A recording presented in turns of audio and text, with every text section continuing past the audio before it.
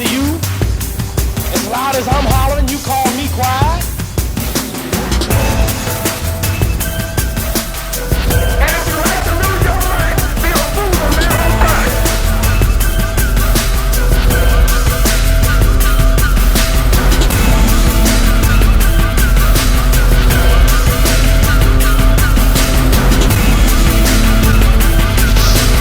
Why you like Muhammad Ali?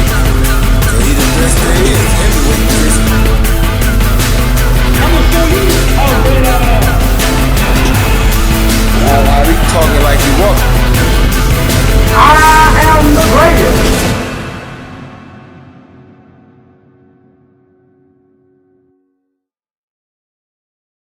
Yo. First, before anything, we wanna say what's up to all our fellow channels we ride with. And we wanna give a big holler of appreciation to everyone who's dropped videos showing respect to Ali.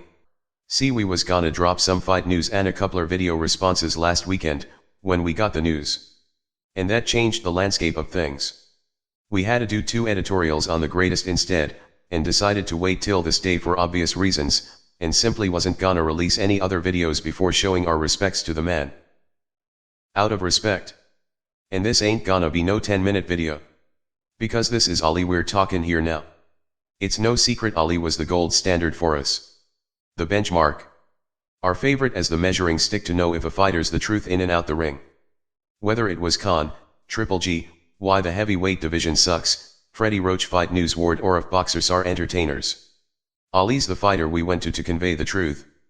Now we've got a lot of shit to say concerning the greatest, and we're not even gonna kick 5% in this particular video because we could literally go on for hours. But we wanna say this. Since some fans don't seem to get the depth of who the man was. You see. There's no need to have been born in a particular era, in order to understand that error. Or know that error's the cause of yours. Because there's a lot of new fight fans that have been getting robbed of history. They seem to feel history's their enemy. Yet, they actually think the thing that's the cause of their existence is their enemy. It's kinda like thinking air's the enemy of your lungs. Now we respect everyone's freedom to choose their own state of mind to dwell in. But history's not your enemy. It's your inheritance. Now if you're gonna let newcomers in the game come along and rob you of the wealth of your historical inheritance, we respect that.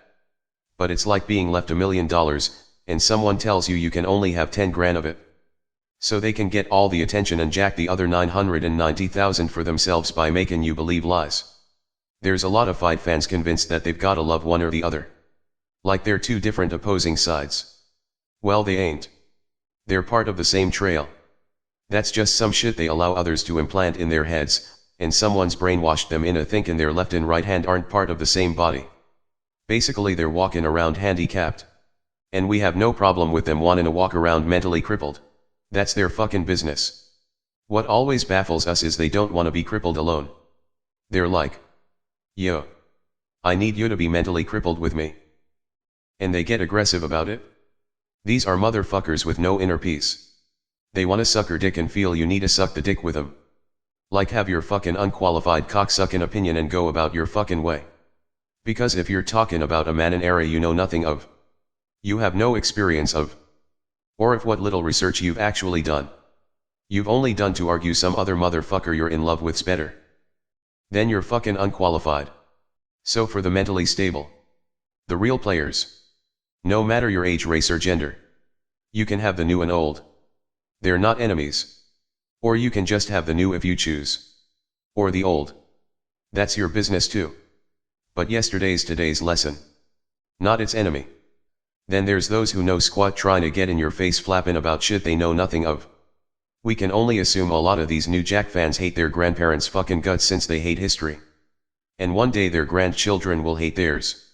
Maybe they'll even bash them over their elderly heads with a fucking bat. We could give 2 shits. You got what you gave. But that's not how we roll, and for us Ali's a part of history. A part of the inheritance of the real players.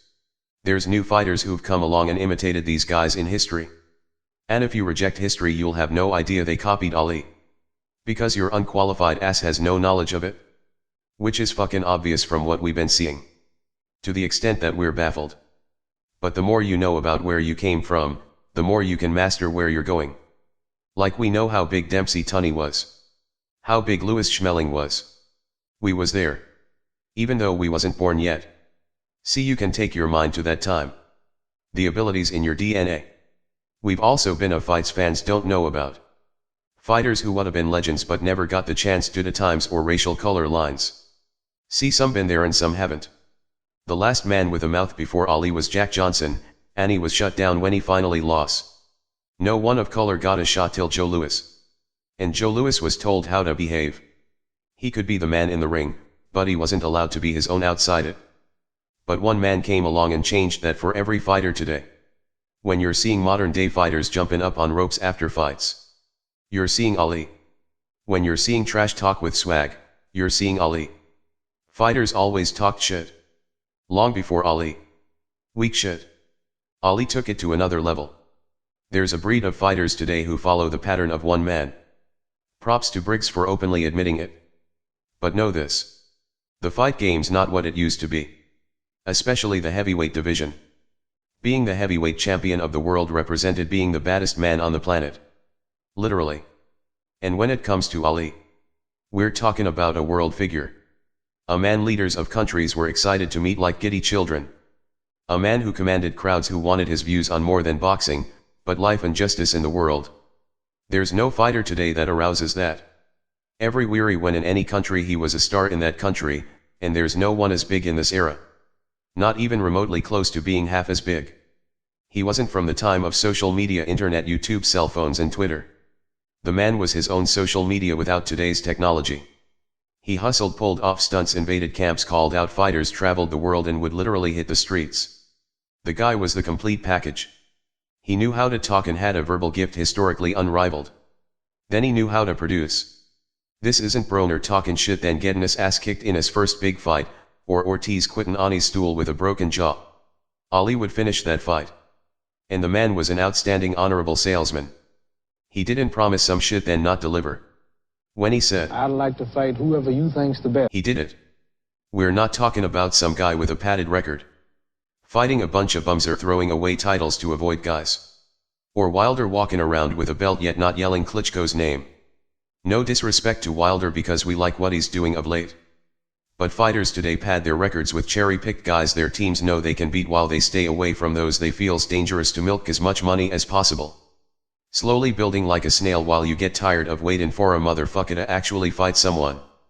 These guys think they gotta build their rep before having challenging fights, while Ali had challenging fights to build his rep. Why they do this?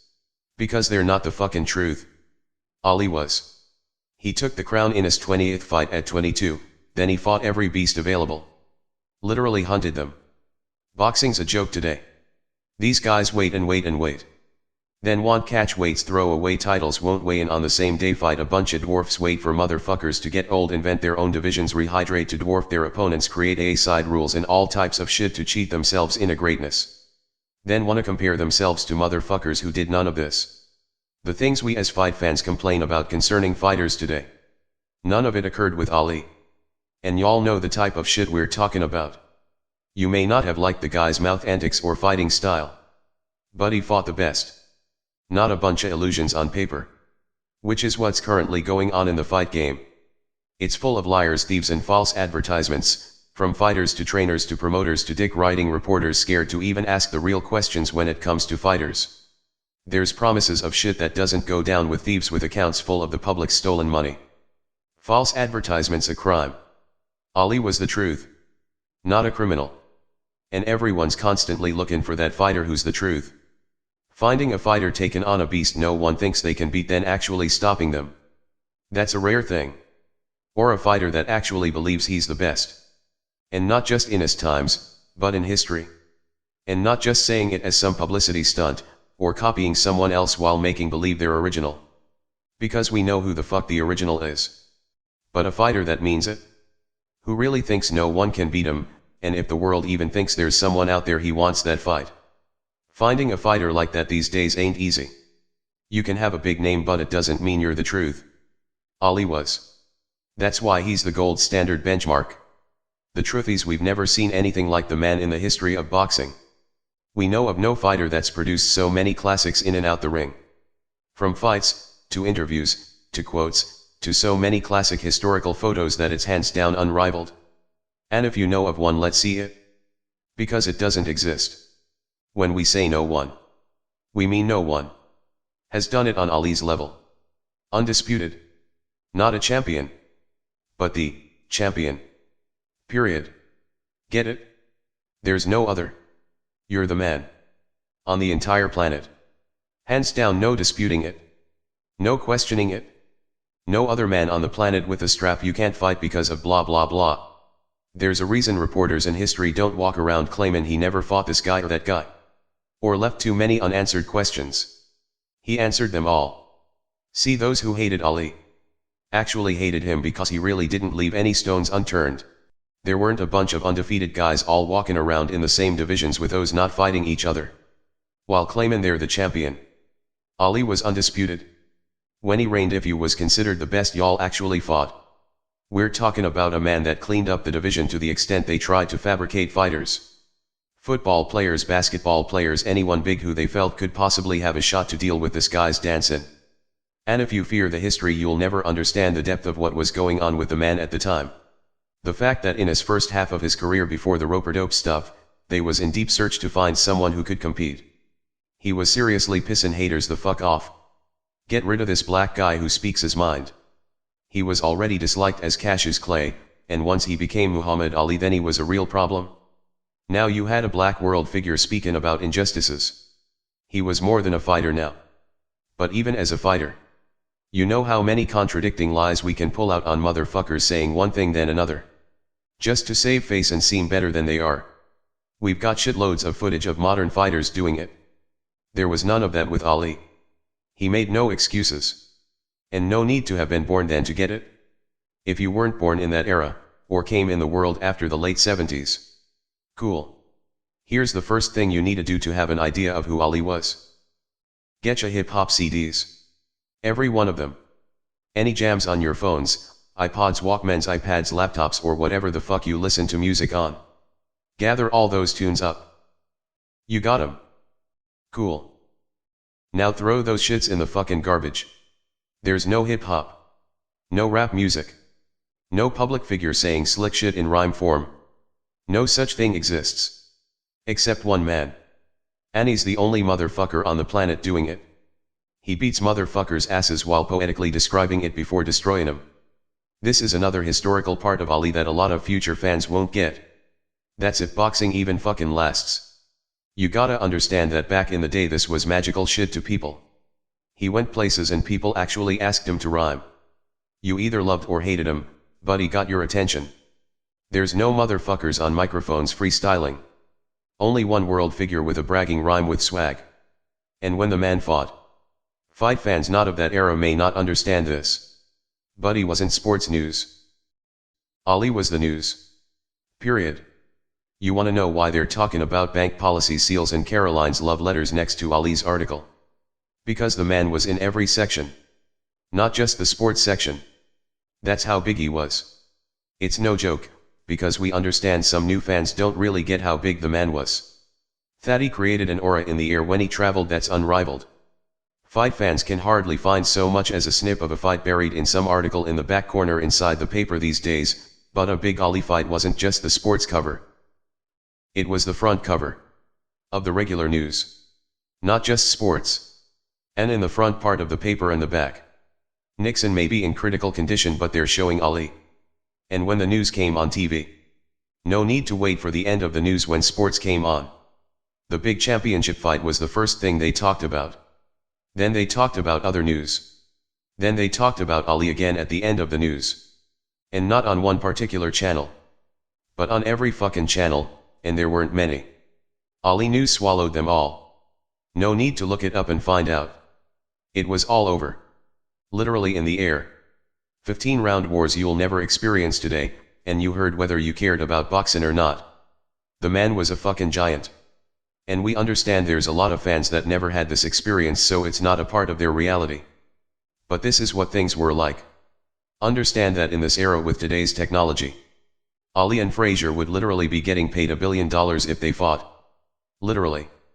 No fucking joke. And the richest fighters today wouldn't be getting squat back then.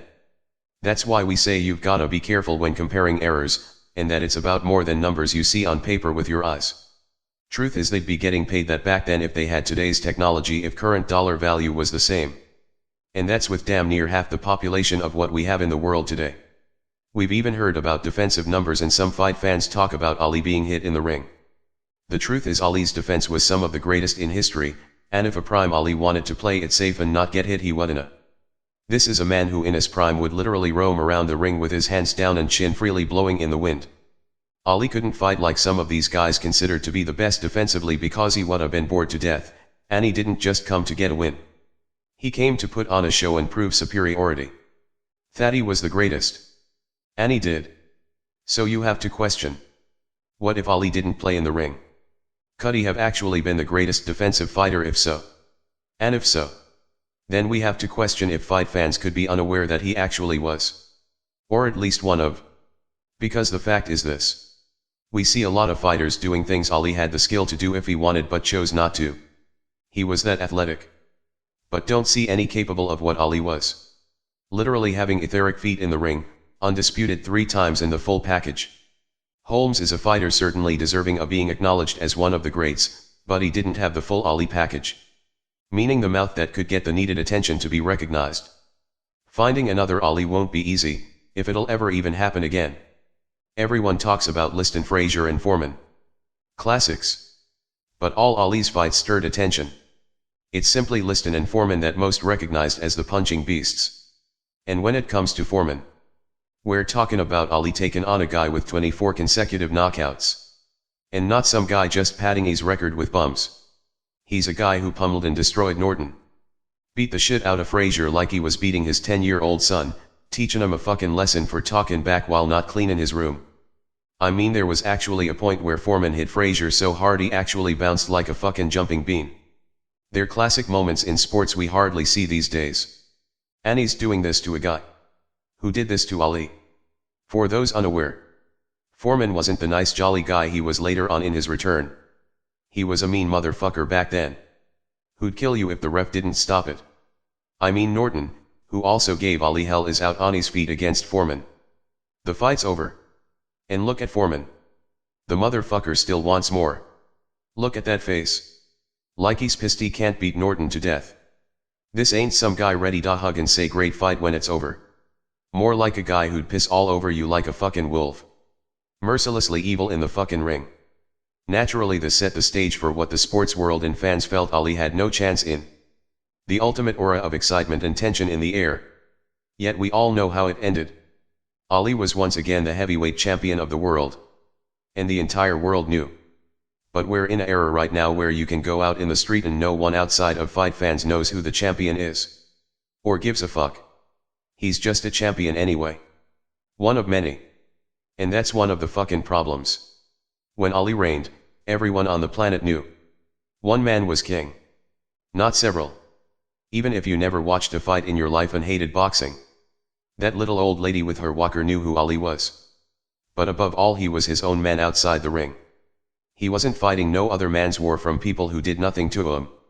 Especially from men who keep themselves and their own children safe while they send yours out to die. He didn't refuse to fight because he wasn't a man. He refused to fight because he was. And was more than willing to fight any war he actually felt was righteous. Instead of fighting people who did nothing to him, he fought an entire government. In front of the world. He was the truth in and out the ring. Now, for us, Ali's done nothing more than let go of his physical body. Like you don't seriously think what's coming through the walkie-talkie's actually the walkie-talkie. I mean, you don't actually think you're your car, do you? We just drive our cars. They ain't us. Just like our bodies. But if you think you're yours, good luck. For us the spirit of the greatest is free to fly now. And more conscious than the so-called living. Naturally we'll miss him for a bit. But the greatest will forever live as the greatest. In mind, energy, modern day fighters, knowledgeable fans in history. And not just boxing history. But political history. In a way no other fighter has. So respect to Ali, to the greatest, we say. Thanks for the ride. And until the next life. Peace. We're out.